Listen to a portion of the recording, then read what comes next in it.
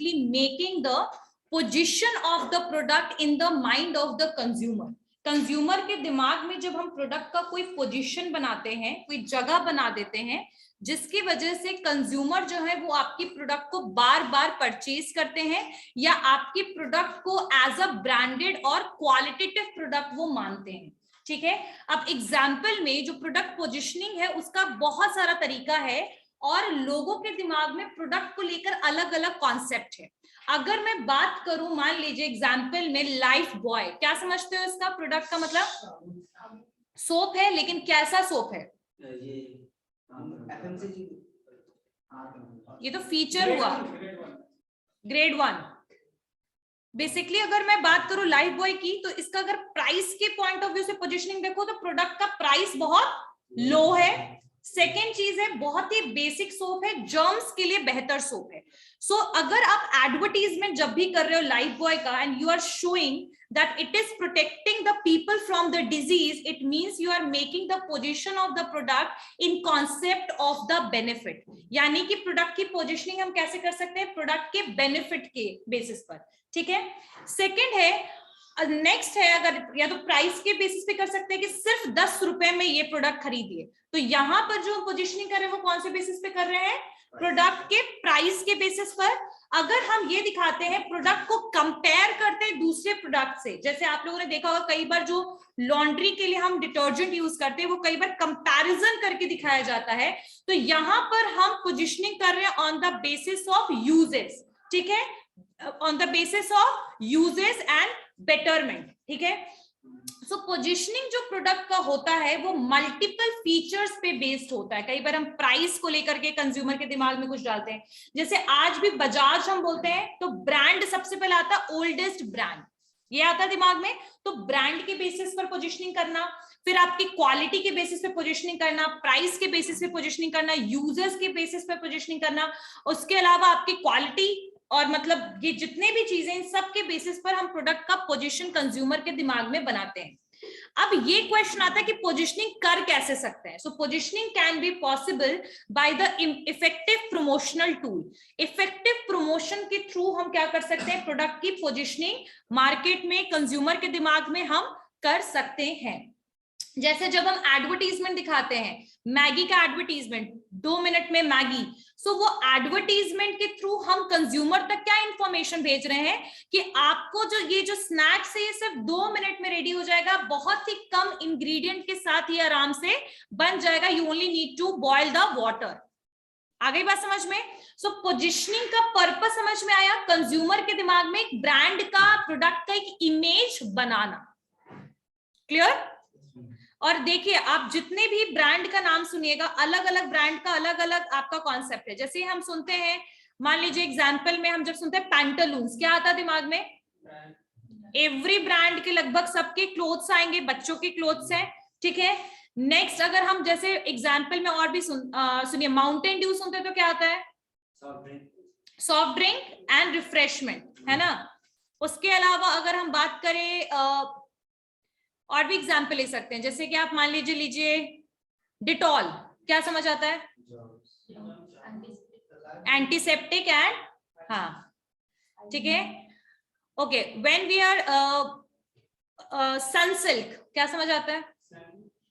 Shampoo, और with shampoo of the low cost, Clinic Plus, इसके लिए ज्यादातर low cost and rural market.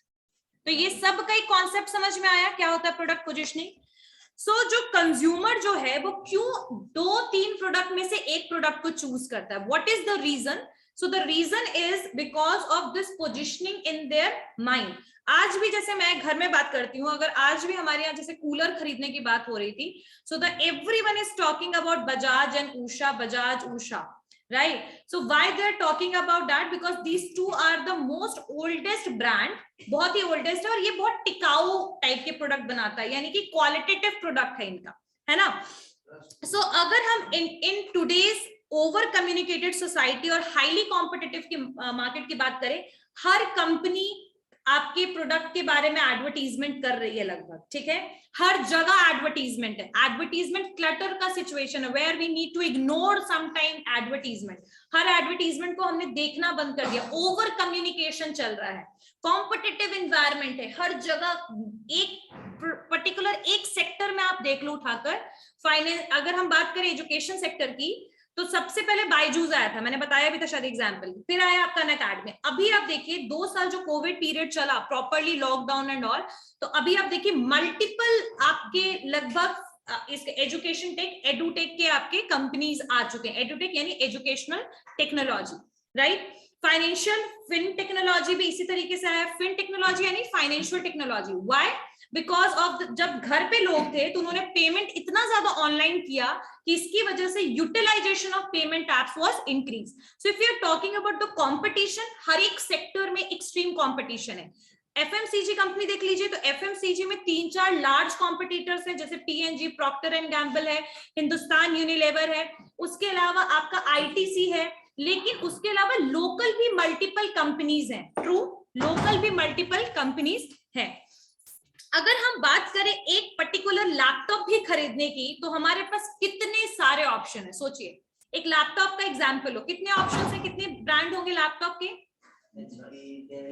हाँ, एचपी है, हाँ आसूस है, लिनोवो है, सैमसंग का भी आ रहा है लैपटॉप, सैमसंग का लैपटॉप। तो कितने सारे आपके पर्टिकुलर कितने ऑप्शंस हैं। चलिए एप्पल को हम इस कैटेगरी से थोड़ा बाहर मानते हैं, क्योंकि उसका प्रोसेसिंग और कॉस्ट बिल्कुल ही बाकी कॉम्पिटिटर से अलग है, डिफरेंट है, ठीक है, और वो प्रीमियम प्रोडक्ट बनाता है। सो अगर हम कंज्यूमर के कॉन्सेप्ट से समझे चीजें, तो हर कंज्यूमर को लगभग मार्केटिंग इंफॉर्मेशन हर दिन मल्टीपल इंफॉर्मेशन मिलता है, ठीक है, लेकिन आपको इसी में से अपने लिए पोजीशन बनाना है। क्या बनाना है? अपने लिए पोजीशन बनाना है, अपने प्रोडक्ट का पोजीशन क्रिएट करना है इस कॉम्पिटिटिव एनवायरनमेंट में। ब्रांड पोजीशनिंग बहुत ही इंपॉर्टेंट डिसीजन है किसी भी कंपनी के लिए। ये बिलीव किया जाता है कि जो ये पूरा का पूरा जो मार्केटिंग मिक्स एलिमेंट को हम यूज करते हैं ब्रांड पोजीशनिंग के लिए, मार्केटिंग मिक्स एलिमेंट में 4 Ps, product, price, place, promotion, ठीक है। आप प्रोडक्ट का एडवर्टीजमेंट तभी ना करोगे जब प्रोडक्ट इफेक्टिव होगा आपके पास, ठीक है। So for brand positioning the companies are using the effective promotional tool, और in short we can say all peace, ठीक है। तभी तो प्राइस के बेसिस पर भी हम पोजीशनिंग करते हैं। लो कॉस्ट प्राइसिंग में आ गया, distribution available in near by store, distribution हमने दिखा दिया, तो यहां हमने प्लेस के बेसिस पर भी पोजीशनिंग कर दिया। जब प्रोडक्ट की क्वालिटी के बेसिस से पोजीशनिंग किया, तो सिर्फ इफेक्टिव प्रमोशनल टूल नहीं, बाकी भी पीस जो है वो यूटिलाइज होंगे फॉर ब्रांड पोजीशनिंग। समझ में आया? क्लियर हुआ? तो अकॉर्डिंग टू स्मिथ एंड लूश क्या बोला जा रहा है, क्या बोलते हैं वो प्रोडक्ट पोजीशन के बारे में, कि प्रोडक्ट पोजीशन जो है refers to the objective attribute. Objective attribute का मतलब समझते हो क्या होता है? एट्रीब्यूट का मतलब क्या होता है? फीचर्स, ठीक है। आपके प्रोडक्ट में क्या फीचर्स हैं in relation to other product. तो एक तरीके से प्रोडक्ट पोजीशनिंग सबसे अच्छा है कि आप जब कॉम्पिटिटर के कंपैरिजन में अपने प्रोडक्ट को बेटर करते हो और फिर उसको दिखाते हो कि आपका प्रोडक्ट कैसे बेहतर है, बेटर है, ठीक है। And brand position refers to the subjective attribute in relation to the competitive brand. Perceived image of brand does not belong to the product, but it is a property of the consumer. In short, जब भी आप कभी भी advertisement करते हो, product की positioning करते हो, तो सबसे इंपॉर्टेंट है अपने प्रोडक्ट को दूसरे के प्रोडक्ट से कंपेयर करके दिखाना कि जो मेरा प्रोडक्ट है वो कैसे बाकी प्रोडक्ट से डिफरेंट है। आई बात समझ में? जैसे अभी हाल फिलहाल में एडवर्टीजमेंट आ रहा था एप्पल का, खैर एप्पल तो प्रीमियम प्रोडक्ट है, लेकिन उसमें तुमने देखा होगा डॉल्बी कैमरा का बार बार एडवर्टीजमेंट में दिखा रहा था उन्होंने। फिर बीच में एक बार उनका मॉडल आया था वाटरप्रूफ, तो वाटरप्रूफ को दिखा रहे थे। So this is how basically they are positioning their product, that how our product, Apple का प्रोडक्ट कैसे बाकी प्रोडक्ट से डिफरेंट है, वेरी करता है, ठीक है। हाँ, अब सैमसंग का भी है, सैमसंग का भी जो उसमें भी सैमसंग जो है ना, उनका प्रोडक्ट लाइन बहुत एक्सट्रीम है, यानी उनके पास लो कॉस्ट से लेकर के हायर कॉस्ट तक का मोबाइल फोन है। So basically they are targeting each and every customer, lower class से लेकर मिडिल। अभी तक उनका कीपैड वाले फोन्स भी आते हैं, समझ रहे हो? हाँ, सैमसंग का अभी भी कीपैड वाला भी फोन आता है, और उसका लाख लाख रुपए का नोट भी आता है, सैमसंग नोट एज, अभी सैमसंग एज भी एक आया था ना, एक्सपेंसिव काफी था, नोट 2। सो आप समझ सकते हो कि what is the meaning of positioning. समझ में आया? ये पोजिशनिंग समझ में आया? अब बेसिस लिखो पोजिशनिंग का, basis of positioning, what is the meaning of positioning, समझ में आया? और ये ना शॉर्ट टर्म गेम नहीं है, ये लॉन्ग टर्म स्ट्रैटेजी है। ऐसा नहीं है कि आज आपने एक प्रोडक्ट मार्केट में लॉन्च किया तो you just need to do the position. हर प्रोडक्ट के लिए पोजीशनिंग करना जरूरी है, लेकिन वो कंपनी जो ऑलरेडी मार्केट में स्टैब्लिश है, जब वो कोई नया प्रोडक्ट लेकर आती है तो for them positioning is very easy as comparison to the new brand when they entered in the market. समझ में आया? जैसे अब रिलायंस है तो रिलायंस ज्वेल्स हो गया, या रिलायंस डिजिटल हो गया, रिलायंस ट्रेंड हो गया, इस समय जाकर प्रोडक्ट खरीदने में हमें 2 मिनट भी टाइम नहीं लगेगा। Why? Because Reliance is already a established industry. But if you are talking about the other type of the company, एकदम से कोई नई कंपनी खुलती, ज्वेलरी की भी कोई रिटेल स्टोर खुलेगा तो हम हिचकिचाएंगे उनके यहाँ से प्रोडक्ट लेने में। सही बात है? That is the truth. If you are talking about the Tata groups में भी आपको पता है, वोल्टास हो गया आपका, फिर टाटा क्लिक हो गया, फिर टीसीएस हो गया, टाटा कंसल्टेंसी सर्विसेज हो गया, टाटा एफएमसीजी हो गया, इनके प्रोडक्ट लेने में हमें 10 मिनट भी टाइम नहीं लगेगा। Why? Because already they have position, 2-3 product से उन्होंने पोजीशनिंग कर लिया है। टाटा टी, टाटा सॉल्ट, ठीक है, टाटा का तो टाटा मोटर्स है, तनिष्क है, टाइटन है, ये सब टाटा ग्रुप का है। ठीक है, चलिए, तो आई थिंक पोजीशनिंग अब हम देखते हैं कि how we can basically, basis क्या होंगे पोजीशनिंग के, तो वो तो मैंने आप लोग को इलैबोरेट कर दिया, फिर भी लिखिए। सबसे पहला basis used for positioning include, basis used for positioning include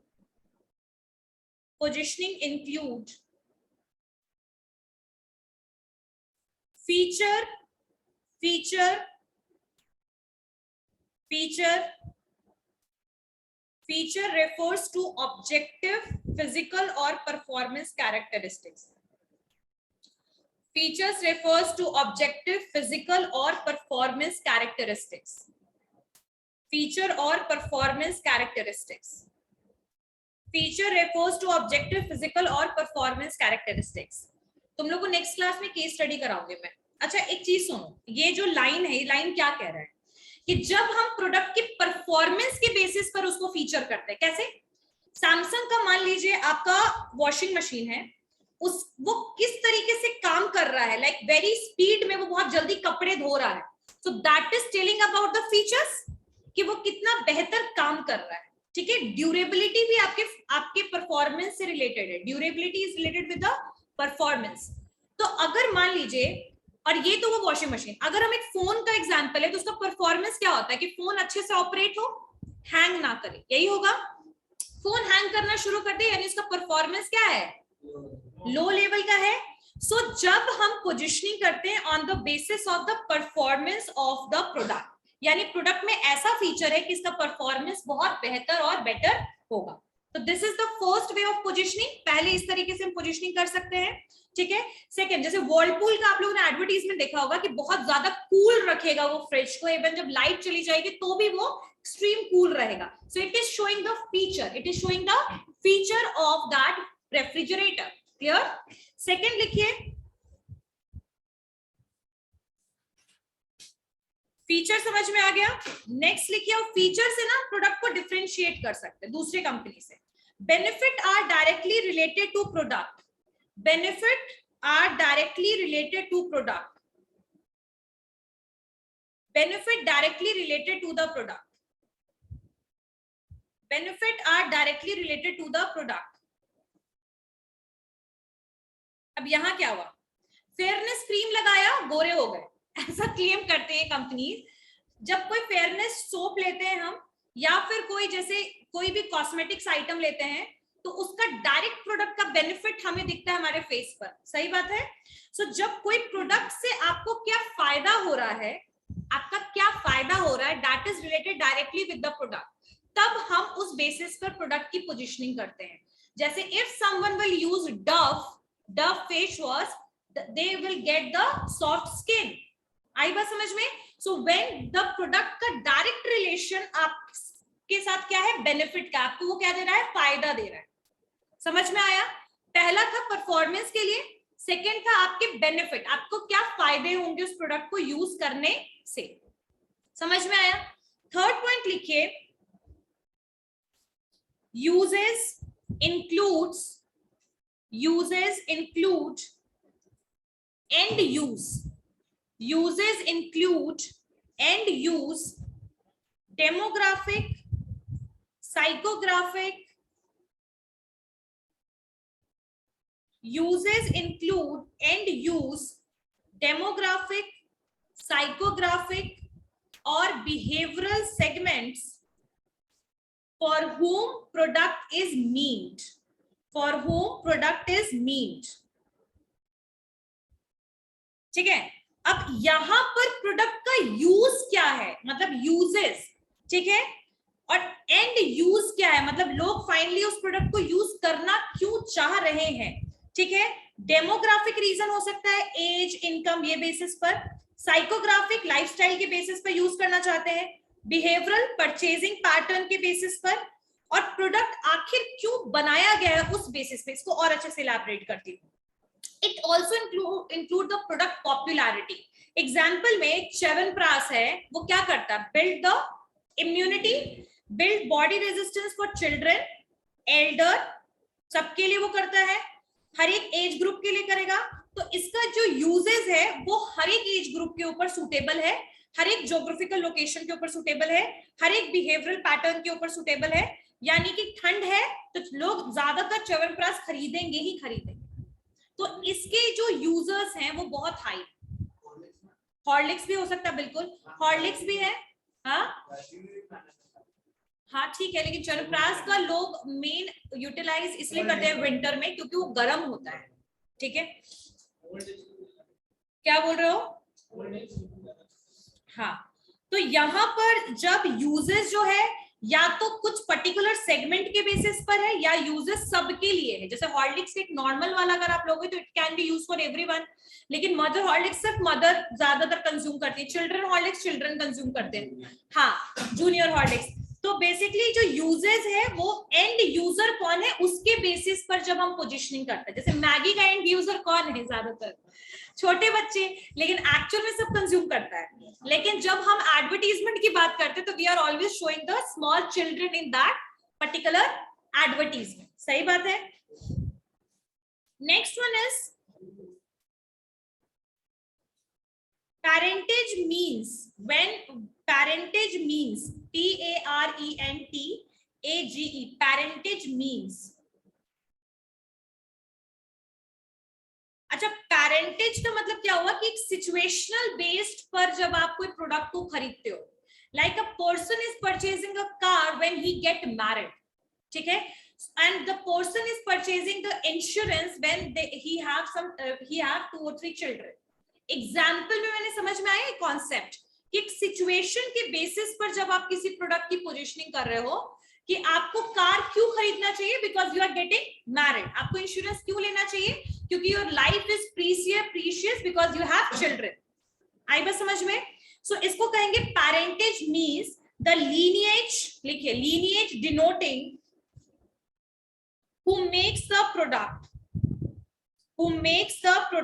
lineage, lineage, lineage denoting who makes the product, ठीक है, समझ में आ गया। नेक्स्ट लिखिए मैन्युफैक्चरिंग प्रोसेस। जब प्रोडक्ट जो है ना उसका मैन्युफैक्चरिंग ही उसको डिस्टिंक्ट बता रहा है। जैसे हैंडीक्राफ्ट आइटम, जो हैंड से बने हुए आइटम्स हैं, जो हाट में मेले में मिलते हैं, सो उसके लिए आप जब प्रमोशन करते हो, ऐसे तो उनके प्रमोशन जल्दी होते नहीं है। उद्योग बेसिकली जो हमारे बिहार का जो पूरा सिस्टम है, मतलब बिहार में जो हैंडीक्राफ्ट चलता है वो आपको पता होगा शायद कि दिल्ली में हर साल एक ट्रेड फेयर लगता है, तो वहां पर भी बिहार के लोग जाते हैं ट्रेड फेयर में पार्टिसिपेट करने ताकि वो अपने प्रोडक्ट को सेल कर पाए। तो ये नेक्स्ट है manufacturing process is often used to position the product, often used to position the product. तो मैं तुम लोग को एक बताती हूँ इसमें एक स्टोरी कि once I went to trade fair and I purchased bangles and they gave me for 500 rupees. Then I asked that why this is so expensive. What she said that it is handmade. So sometime we are selling the product expensive by showing the special feature that it is handmade. At the time of the technological advancement, if we are not purchasing the item of the machine made and we are purchasing the item of handmade, so definitely we have to pay the higher amount. आई बात समझ में? तो जब हम product की positioning किस basis पर करते हैं, ये दिखा करके कि जो इसका मैन्युफैक्चरिंग प्रोसेस है वो नॉर्मल मैन्युफैक्चरिंग प्रोसेस से बिल्कुल अलग है, डिफरेंट है. अभी बहुत सारे ज्वेलरी आइटम्स आते हैं, वो पता है किसके बने होते हैं? टेराकोटा, यानी कि जो मिट्टी होती है ना, मिट्टी को टेराकोटा के पहले छोटे छोटे खिलौने बना करते थे. कब पता है? इंडस वैली वगैरह जब वो था ना, आपका इंडस वैली सिविलाइजेशन था, उस समय की बात है. हाँ, तो टेराकोटा के अभी हैंडमेड, सोच के देखो आप, हैंडमेड ज्वेलरी मिल रहा है. So definitely it will cost high. So when we are appealing the mass consumer that why you need to purchase the product at this cost, because this is handmade and the manufacturing process is different from the other product. Artifacts हो गया, बड़ी बड़ी मूर्तियां हो गया जो हाथ से बनते हैं, वो थोड़ी एक्सपेंसिव आते हैं. समझ में आया? हाँ बिल्कुल. तो समझ में आ गया ना? ये क्लियर हो गया? चलिए नेक्स्ट वन इज, अच्छा एक मिनट, the handmade, उसमें majority of the work is basically handmade. चलिए, so that कार का उसका कॉस्ट भी इतना हाई. अब सिल्क साड़ीज ले लो, बहुत सारे आज भी एरिया है जहाँ सिल्क साड़ी अभी भी हैंडीक्राफ्ट हैंडलूम से बनता है. उसका कॉस्ट 1-2 रुपए नहीं आता, 25-30 हजार रुपए कॉस्ट होता है. बिकॉज एक दिन में 500 साड़ी का कॉस्ट, वो एक दिन में उसको पूरा एक बनाने में लग जाता है. तो आप सोच सकते हो कि कितना एक्सपेंसिव वो हो जाएगा automatically. Next one is ingredient are sometimes highlighted to create a position. Ingredient are sometimes highlighted to create a position. अब यहाँ पर जो पोजिशनिंग करें वो किस बेसिस पर करें? इंग्रेडिएंट के बेसिस पर. इंग्रेडिएंट का मतलब समझ रहे हो क्या होता है? कि प्रोडक्ट को बनाने में कौन कौन से आइटम को यूज किया गया है ना. जैसे आजकल जब कॉस्मेटिक्स आइटम का तुम एडवर्टीजमेंट देखो तो उसमें दिखाता है हाई हाइड्रोक्लोरिक एसिड या कुछ इस तरीके से उसमें दिखाया जाता है. हाई क्लोरिक एसिड कुछ ऐसे नाम है. तो वो स्किन के डैमेज स्किन को बेटर करता है. So why they are focusing on that type of acid और chemical? Because that chemical is suitable to basically repair the damaged skin. ठीक है. अब ओले जो आपका क्रीम आता है, वो स्पेशली इसी चीज को दिखाता था कि इसमें जो इंग्रेडिएंट है it is basically a anti ageing जो एक तरीके से इंग्रेडिएंट है. कई बार हम लोग प्रोडक्ट भी देख लो, जैसे कि आप लोगों ने एडवर्टीजमेंट देखा होगा ब्रिटानिया का शुगर फ्री बिस्किट. तो शुगर फ्री बिस्किट यानी शुगर फ्री है, यानी इसमें चीनी नहीं है. सो इंग्रेडिएंट के थ्रू वो क्या कर रहा है? पोजिशनिंग करने की कोशिश कर रहा है. समझ में आ गया होगा. नेक्स्ट वन इज कि आप और भी चीजें देख सकते हो. और भी क्या हो सकता है? बताओ 1-2 एग्जांपल जिसके इंग्रेडिएंट के बेसिस पर एडवर्टाइजमेंट आपने देखा होगा. हाँ, व्हाट इज दैट? हाँ, वो उसका एडवर्टाइजमेंट हो गया. और कोलगेट विजिबल व्हाइट, उसमें भी कोई एसिड के बारे में वो बताते हैं. सो कहीं ना कहीं जब हम उसके प्रोडक्ट के मटेरियल को दिखा रहे हैं कि इस प्रोडक्ट में क्या यूज किया गया है. कई बार ऐसे भी आपने एडवर्टाइजमेंट देखा होगा, जैसे क्लोथ्स के तो एडवर्टाइजमेंट नहीं आते हैं, लेकिन कई बार क्लोथ्स का जब 100% कॉटन के थ्रू भी हम एडवर्टाइजमेंट करते हैं कि ये पूरा 100% इसमें क्या है? कॉटन है. सो इसमें कोई भी तरीके का रैक्सिन और कोई भी नायलॉन और इस तरीके के कपड़े या मटेरियल यूज नहीं है. इस थ्रू भी हम पोजिशनिंग करते हैं. तो on the basis of ingredient with which that product was made, या that product is made. समझ में आ गया? क्लियर हो गया? Next positioning, endorsement are made by endorsement. ये भी मैं बताऊंगी क्या होता है endorsement. Endorsement are made either by experts or common person with whom the large target customers. Endorsement are made either by experts or a common person with whom the target customers are likely to identify. are likely to identify. Are likely to identify.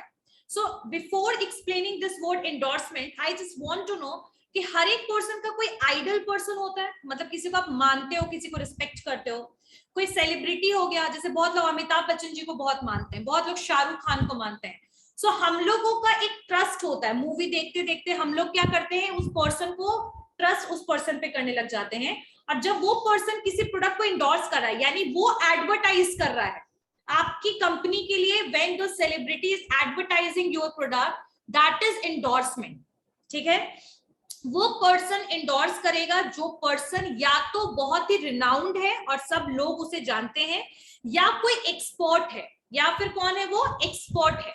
Example के लिए let me tell you, जैसे नवरत्न का advertisement कौन करते हैं, अमिताभ बच्चन. बोरोप्लस का advertisement Amitabh Bachchan. So somehow it is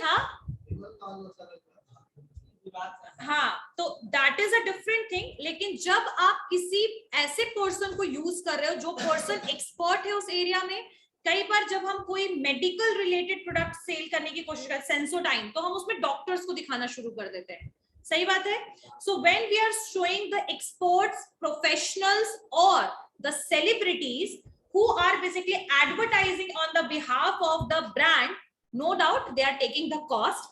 So that is known as endorsement. So through that also we are easily able to position the product in the market. क्योंकि customer जिसको मानेगा ना, जिस सेलिब्रिटी को मानेगा, वो जो कहेगा वो खरीदेगा प्रोडक्ट. ये समझ जाओ. सही बात है, क्लियर हो गया. Next one is comparison with a competitors product.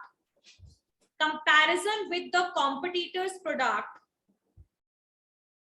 is a fairly common positioning approach. Comparison with competitor's product is fairly common positioning approach. अब यहां पर हम क्या कर रहे हैं, प्रोडक्ट का पोजीशन कर रहे हैं. अच्छा, तुम लोग को मैं बताती हूँ, एडवर्टीजमेंट अगर तुम लोगों ने कभी पिज्जा हट, कितने लोग गए हो पिज्जा हट, तो उसके स्क्रीन पर एक एडवर्टीजमेंट आता रहता है कि दो आपके काउ बॉय हैं जो एक दूसरे पे पिज्जा फेंक रहे हैं, और एक पिज्जा इतना खराब हो गया है कि वो जाते जाते ही वो बिल्कुल ही उसकी हालत खराब हो गई, और एक बिल्कुल क्रंची होके वो गया और एकदम उस पर्सन ने पकड़ लिया. तो this is somehow comparing the to thing. Compare कर किया जा रहा है दो कंपनी के पिज्जा को. ठीक है, आपने लॉन्ड्री में भी देखा होगा, सर्फ एक्सेल का एडवर्टीजमेंट देख लो, या फिर आप टाइड का एडवर्टीजमेंट देख लो. एक बकेट में कोई नॉर्मल वॉशिंग पाउडर और एक बकेट में टाइड, तो दोनों का डिफरेंस दिखता है. सो कहीं ना कहीं when we are comparing the two companies या टू ब्रांड, ठीक है, ऑन द बेसिस ऑफ, या फिर, लेकिन एक चीज याद रखिएगा कि एडवर्टीजमेंट में can not use the name of the company. Like if the Pizza Hut is advertising, they can not able to use the name of Domino's. Just remember it. ठीक है, हाँ, once happened, that is happened by Pizza Hut. हाँ हाँ, तो but हाँ, तो that was basically उसके ऊपर केस. हाँ, इलीगल ये आपका जो भी है, that is illegal. हाँ, कोलगेट और पेप्सोडेंट के बीच में भी हो गया था. चलिए, next one is pro environment approach. Pro environment approach, देखो मैंने तुम लोगों को 3-4 ऐसे बताया था कि इन सब बेसिस पर पोजीशनिंग हो सकती है. यहाँ पर कितने सारे बेसिस हैं. Pro environment approach.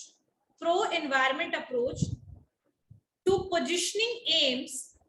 Pro environment approach to positioning aims to show that the company is a good citizen. To show that company is a good citizen. Pro-environment approach to positioning aims to show that company is a good citizen. Citizen. नागरिक. CITIZEN. तो इसका क्या मतलब हुआ कि जब company ये दिखा रहा है कि जो प्रोडक्ट हम यूज कर रहे हैं या जो इंग्रेडिएंट यूज कर रहे हैं, जो पैकेजिंग सिस्टम हमारा है, that is not going to effect the environment. That is not going to effect the environment. जैसे अभी ममा अर्थ जो कंपनी आई है कॉस्मेटिक्स की, what they are showing that when you will purchase one product from them, they are going to plant एक plantation का काम करेंगे वो आपके लिए. ठीक है. दूसरा, जो उनका बॉडी है, प्लास्टिक बॉडी है आपके बॉटल्स का, जैसे शैम्पू का या कंडीशनर का, वो रिसाइक्लेबल है, यानी कि उसको दोबारा से रिसाइकिल किया जा सकता है। सो दिस इज समहाउ वो कैसे पोजिशनिंग कर रही है ये दिखाते हुए कि जो भी प्रोडक्ट हम आपको देंगे वो आपको नुकसान नहीं पहुंचाएगी, यहां तक कि इन्वायरमेंट को भी नुकसान नहीं पहुंचाएगी। पोजीशन बना रही है वो अपना कि as a company we are a good citizen because we are conscious for the environment. This point is clear? Clear हो गया? Next one is product class. Product class, product class, product class. जब एक product की class बन जाती है, class कैसे बन जाएगा? जैसे अगर हम बात करें डव की, तो Dove is not a toilet soap but it is a moisturiser soap. समझ में आया concept? Lifebuoy can be toilet soap but Dove can not be classed as a toilet soap. ठीक है। नेक्स्ट है Pears. If you are talking about, it is a glycerine soap. ठीक है, उस soap को हम एज अ सोप ना मान के ग्लिसरीन सोप मान रहे हैं। ठीक है। सो यहां पर जब हमने प्रोडक्ट को एक क्लास दे दिया, समझ रहे हो, एक सेक्शन में डिवाइड कर दिया जिसको हम दूसरे सेक्शन में शिफ्ट नहीं कर सकते। आई बात समझ में? अब बहुत सारे बताए ना मैंने, लाइफ बॉय जैसे नाम आता है तो दिमाग में हमारे कभी आता ही नहीं कि वो कोई ब्यूटी सोप है। आता है क्या? बेसिक या फिर वो क्लीनिंग और ड्यूरल एरियाज में यूज होने वाला सोप है, तो उसका एक क्लास है। समझ में आ गई बात? क्लियर हो गया? लेकिन अगर संतूर बोला जाए तो तुरंत से आ जाएगा beauty soap.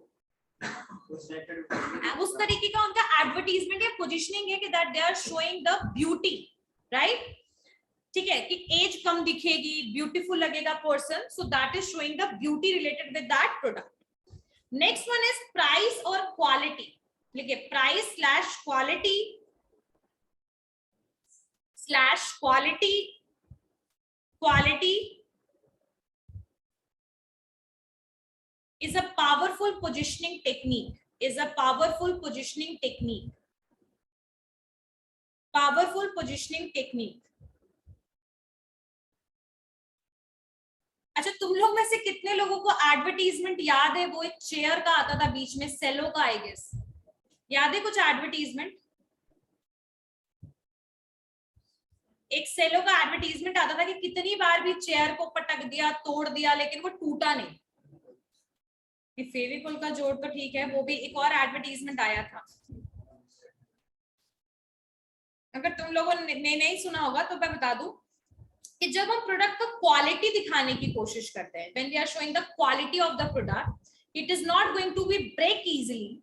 The price of the product सिर्फ 10 रुपए में, सिर्फ 5 रुपए में। हाँ, फेविक्विक सिर्फ 5 रुपए में। तो it is basically the positioning where we are using the quality and the price. ठीक है। Next one is a country और जियोग्राफिक एरिया के बेसिस पे जब हम पोजिशनिंग करते थे। नेक्स्ट पॉइंट इज कंट्री और जियोग्राफिक एरिया। कंट्री और जियोग्राफिक एरिया। अच्छा, कंट्री और जियोग्राफिक एरिया के बारे में बोला जाए तो तुम लोग ने सुना होगा कि सऊदी अरब का क्या बेसिकली बहुत फेमस है? सऊदी का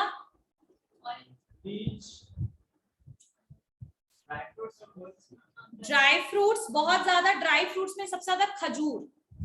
ठीक है, हाँ डेट्स। ठीक है। उसके अलावा अगर हम बात करें, जैसे आप लोगों ने सुना होगा बनारसी सिल्क साड़ी, तो यहाँ पर वो सिल्क साड़ी को हम पोजिशनिंग करें बनारस का बता करके। ठीक है, भागलपुरी सिल्क साड़ी, है ना? तो जब हम एक ज्योग्राफिकल एरिया को इंडिकेट करें उस प्रोडक्ट के थ्रू, तो उसको हम क्या बोलेंगे? जब हम पोजिशनिंग करें कंट्री और ज्योग्राफिक एरिया के बेसिस पर, जैसे जर्मन इंजीनियर, तो जर्मन इंजीनियर और जर्मन टेक्नोलॉजी बेस्ड प्रोडक्ट। ठीक है।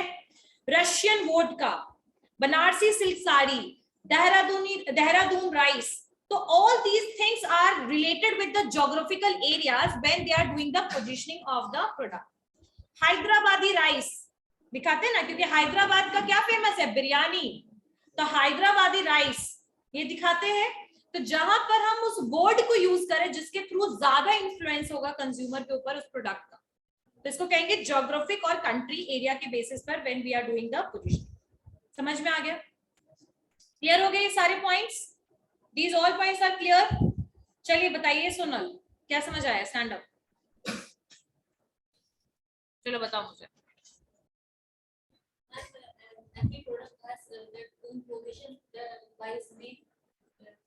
पोजीशनिंग का मतलब क्या होता है ये बताओ, इसको देखकर नहीं ऐसे बताना।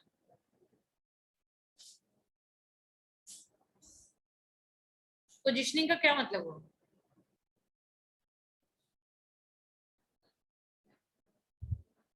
पोजीशन का मतलब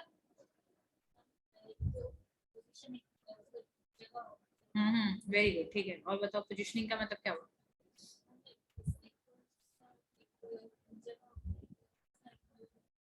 कहाँ पर, कहाँ जगह होता है?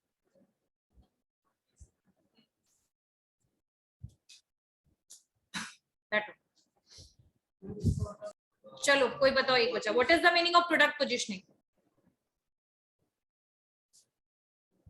What is the meaning of product positioning बताओ, कोई बच्चा स्टैंड अप बताइए।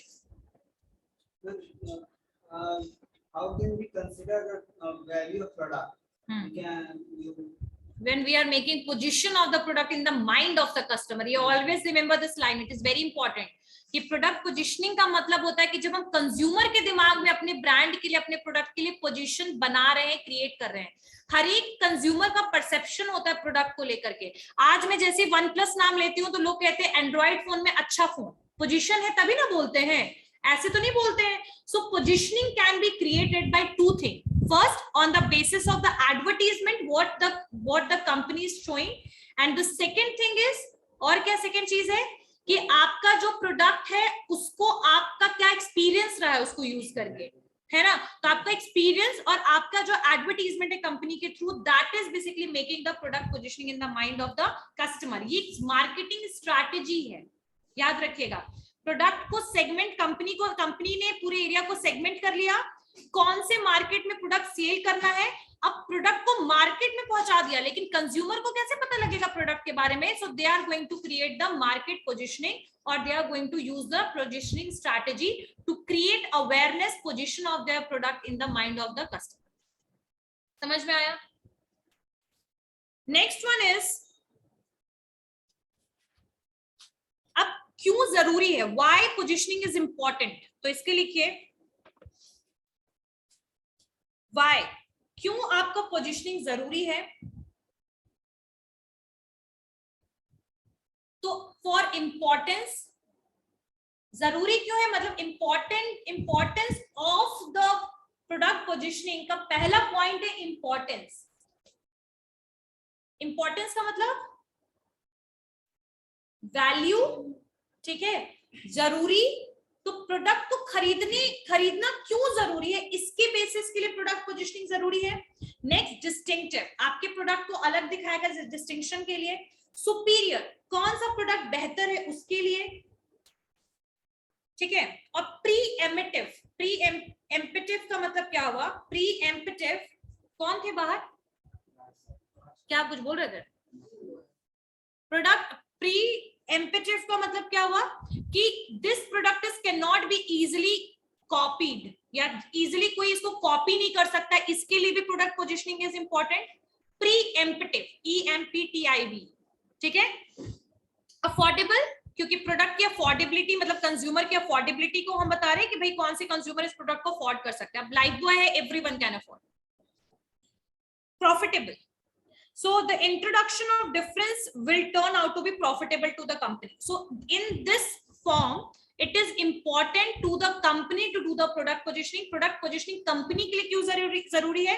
Importance के लिए, distinctive के लिए, अपने आप को superior दिखाने के लिए, preemptive के लिए कि कोई मेरा ब्रांड या प्रोडक्ट को जल्दी easily कॉपी नहीं कर सकता, affordability को दिखाने के लिए, और profitability को दिखाने के लिए। समझ में आ गया? क्लियर हो गया? Okay, next point, next topic is, अच्छा यहाँ एक केस स्टडी है तो हम लोग उसको नेक्स्ट क्लास में करेंगे, ठीक है। 7 steps need to be taken to reach the decision about positioning. तो यहाँ पर जब आप पोजीशनिंग करने की कोशिश करते हो तो कुछ स्टेप्स के थ्रू पोजीशनिंग आप करते हो। किसके थ्रू करोगे? स्टेप्स के थ्रू। तो सबसे पहला जो है पोजीशनिंग करने के लिए सबसे पहला स्टेप है आइडेंटिफाई द कॉम्पिटिटर, कि आपके मार्केट में ऑलरेडी कॉम्पिटिटर कौन कौन से हैं। तो पहला लिखिए 7 steps need to be taken, लिखिए 7 steps need to be taken to reach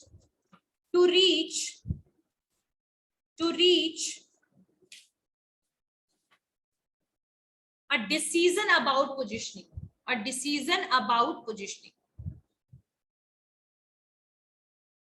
अब यहाँ पर ना और भी बहुत सारे पॉइंट है, अंडर पोजिशनिंग क्या होता है, ओवर पोजिशनिंग क्या होता है, everything is related with that, ठीक है।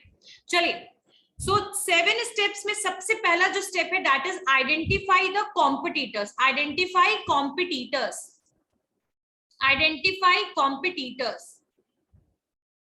तो जब मार्केट में प्रोडक्ट को उतारना है, पोजिशनिंग करना है प्रोडक्ट के बारे में, तो सबसे पहले मार्केट में देखेंगे ना कि कौन सा कंपनी कैसे करके प्रोडक्ट को दिखा रहा है। तो एक यूनिक यूएसपी को क्रिएट करने के लिए आपको सबसे पहले तो मार्केट का हालात देखना पड़ेगा, कॉम्पिटिटर क्या कर रहे हैं, ठीक है। सेकेंड लिखिए assortment of customer perception of competition. अच्छा, आइडेंटिफाई कॉम्पिटिटर के बाद ये सेकेंड पॉइंट है, इससे पहले मैं एक बार फर्स्ट पॉइंट फिर से एक्सप्लेन करूंगी।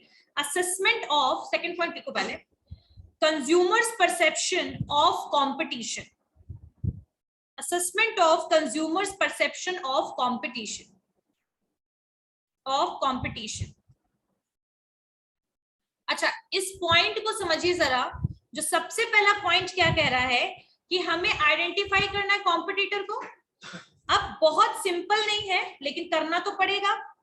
क्या करना पड़ेगा यहाँ पर कि आप जैसे एग्जांपल में Maggi compete only with, not only with top ramen and other noodles, but also with all other product which are used as snacks. So the marketer or likely competitor various use situation and uses effect on the consumer. अब जो Maggi है वो क्या है, ready to eat food है, बहुत fast food. तो इसका सिर्फ कॉम्पिटिटर टॉप रमन, चिंग्स और ये सिर्फ नहीं है, उसके अलावा सनफीस्ट वगैरह नहीं है, उसके अलावा और भी वो सारी कंपनीज हैं जो रेडी टू ईट या जल्दी से फटाफट बनाने वाला, जो रेडीमेड आइटम्स जल्दी से बनने वाला प्रोडक्ट होता है, मिक्स जिसको हम कहते हैं, वो सबके साथ इनका क्या है, कंपटीशन। एमटीआर के साथ भी इनका कंपटीशन है, क्योंकि एमटीआर के रवा इडली, रवा डोसा और ये सबके बैटर उनके बने बनाए आते हैं, यानी पाउडर बने बनाए आते हैं। ओट्स भी हो जाएगा इसका एग्जाम्पल में, आपका सूप हो जाएगा एग्जाम्पल में। तो ये सब इसके कॉम्पिटिटर हैं। So first we need to analyze कि जो जल्दी से फटाफट क्विक रेसिपी और क्विक बनने वाला जो भी इनकी कंपनीज हैं वो कैसे एडवर्टीजमेंट कर रहे हैं। So पहला पॉइंट होगा आइडेंटिफाई कॉम्पिटिटर, सेकेंड पॉइंट में होगा assessment of consumer perception of the competition. इसका मतलब क्या हुआ कि जब आपने कंपटीशन को डिफाइन कर दिया, when the competition is basically decided, then आपको ये देखना है कि कंज्यूमर किस तरीके से आपके प्रोडक्ट के लिए इन्फ्लुएंस होगा, यानी कौन सा प्रोडक्ट का कैरेक्टरिस्टिक्स कंज्यूमर के परसेप्शन को यानी उनकी सोच को इफेक्ट करेगा, ठीक है। सो यहाँ वाला जो पॉइंट है assessment of consumer perception of competition से हम लोग नेक्स्ट क्लास में इसको कवर कर लेंगे, सारे के सारे पॉइंट्स। इसमें एक अंडर पोजिशनिंग है, ओवर पोजिशनिंग है, फिर आपका कौन कौन से बेसिस पर हम पोजिशनिंग करते हैं, जैसे कि अभी मान्यवर वगैरह जो है ना, मान्यवर मोहे सबसे ज्यादा पोजिशनिंग करता है जब आपका सीजन होता है मैरिज का। तो किस तरीके से किस टाइम पे पोजिशनिंग करना चाहिए, क्या एक्यूरेसी होनी चाहिए, ये सारी चीजें हम लोग करेंगे नेक्स्ट क्लास में। और नेक्स्ट क्लास में केस स्टडी करेंगे मैरिको का। मैरिको सुना है ना, क्या था उसका, हाँ, मैरिको का ऑयल आता है, बिस्किट आता है, बिस्किट्स, ठीक है। तो चलो, so in the next class we are going to cover the other topic. ये क्लियर हो गया पोजीशनिंग क्या होता है, क्या क्या बेसिस पर पोजीशन कर सकते हैं, क्यों पोजीशनिंग इंपॉर्टेंट है कंपनी के लिए, सब क्लियर, ओके।